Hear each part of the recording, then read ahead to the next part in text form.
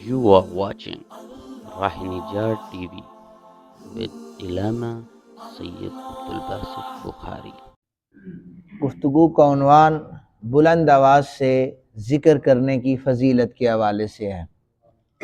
میں نے جو سورہ نساء کی آیہ مبارکہ پڑھی ہے اس کا سادہ سا ترجمہ یہ ہے کہ اے مسلمانوں، جب تم نماز ادا کر چکو تو اللہ کو کھڑے اور بیٹھے اور اپنے پہلوؤں پر لیٹے ہوئے ہر حال میں یاد کرتے رہو۔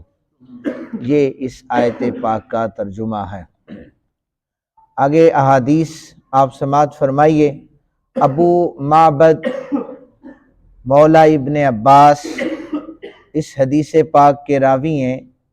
حضرت ابن عباس نے انہیں بتایا کہ نبی پاک صلی اللہ علیہ وآلہ وسلم کے زمانے میں فرض نماز سے فارغ ہونے کے بعد بلند آواز سے ذکر یعنی ذکر بالجہر کرنا یہ رائج تھا، اور حضرت ابن عباس نے فرمایا میں لوگوں کے نماز سے فارغ ہونے کو اس سے جان لیتا جب میں اس سے بلند آواز سے ذکر کرنے کو سنتا تھا۔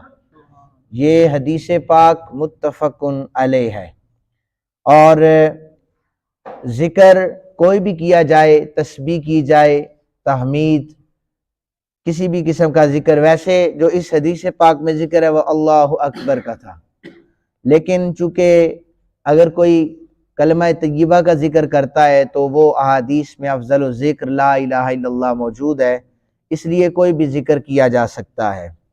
میں ابھی اس حدیث پاک کی اسٹڈی کرتے ہوئے بنوری ٹاؤن کا فتویٰ ہے دارالعلوم دیوبند کا، تو اس میں یہ حدیث پاک موجود ہے، وہ اس کتاب میں بھی ہے کہ عن ابن عباس قال کنت عارف انقضاء صلاۃ النبی صلی اللہ علیہ وآلہ وسلم بالتکبیر۔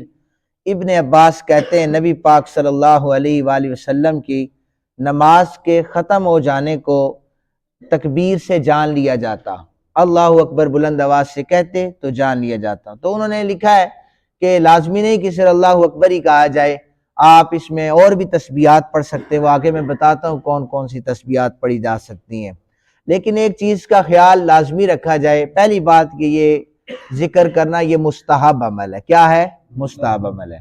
اور اگر مسلکی تعصب میں اس تناؤ میں جا کر اس میں پڑھ کے بندہ یہ کہے کہ ہم نے بہت اونچی آواز سے ذکر کرنا ہے اور اسے فرض سمجھ کر اگر کوئی کرے گا، تو میں پہلے بھی کہہ چکا ہوں یہ اصول موجود ہے کہ کوئی شخص جب مستحب عمل کو فرض کا درجہ دے گا تو گویا وہ حرام ہو جائے گا۔ کیا ہو جائے گا؟ حرام ہو جائے گا۔ بندہ سنیت ثابت کرتے کرتے بندہ اسلام سے ہی فارغ ہو جائے اور حرام کام کرنے لگ جائے۔ اس لیے دائرے میں رہ کر جو دین مصطفیٰ کریم صلی اللہ علیہ وسلم موجود ہے ہمیں اسی تک محدود رہنا چاہیے۔ اور اس کے بعد انہوں نے ذکر بالجہر، جو اونچی آواز سے ہم ذکر کرتے ہیں، اس کی دو اقسام لکھی ہیں۔ ایک ذکر متوسط ہے۔ کیا ہے؟ ذکر متوسط ہے۔ ایک ہے ذکر مفرط۔ یہ دو اذکار کی ذکر کی اقسام انہوں نے لکھی ہیں۔ ذکر مفرط وہ ہے کہ اونچی آواز سے ذکر کیا جائے، جیسے کوئی محفل ہو اس پہ ذکر جاری رہتا ہے، لیکن ذکر متوسط وہ ہے کہ ایسے لب و لہجے میں اس آواز میں ذکر کیا جائے تاکہ ساتھ والے کی نماز میں خلل پیدا نہ ہو، ساتھ والے کی نماز میں خلل پیدا نہ ہو۔ تھوڑا اس لیے بہت ہی اونچی آواز میں نہیں، ذکر متوسط کا علماء اہل سنت نے اجازت دی ہے اور اس پر سارے احباب متفق بھی ہیں۔ اس کے بعد مزید احادیث سنیے۔ حضرت ابو قتادہ کہتے ہیں کہ ایک رات نبی پاک صلی اللہ علیہ وآلہ وسلم باہر نکلے تو جناب ابو بکر پاک آہستہ آواز میں نماز پڑھ رہے تھے، اور حضرت عمر پاک کے پاس سے گزرے تو وہ بلند آواز سے نماز پڑھ رہے تھے۔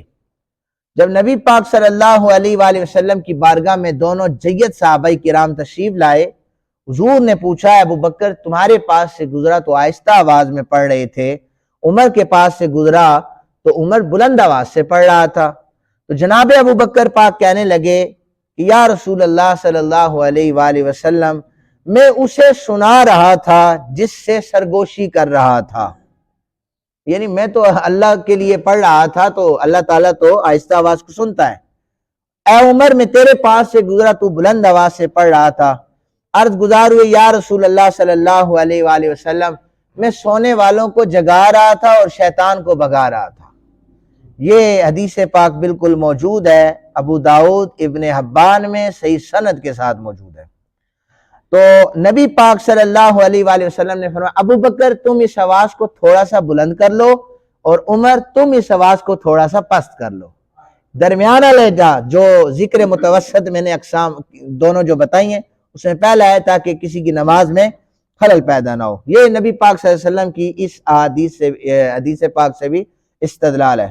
اس کے بعد آقا کریم صلی اللہ علیہ وسلم جب نماز سے فارغ ہوتے سلام کہنے کے بعد 3 دفعہ بلند آواز سے کہتے، بلند آواز سے سبحان الملک القدوس، سبحان الملک القدوس، سبحان الملک القدوس۔ اس لیے کوئی بھی ذکر کیا جا سکتا ہے، لیکن میں آپ سے پہلے عرض کر چکا ہوں کہ اتنی آواز میں ذکر کریں کسی کی نماز میں خلل نہ ہو، یہ لازمی ذہن میں رکھیں۔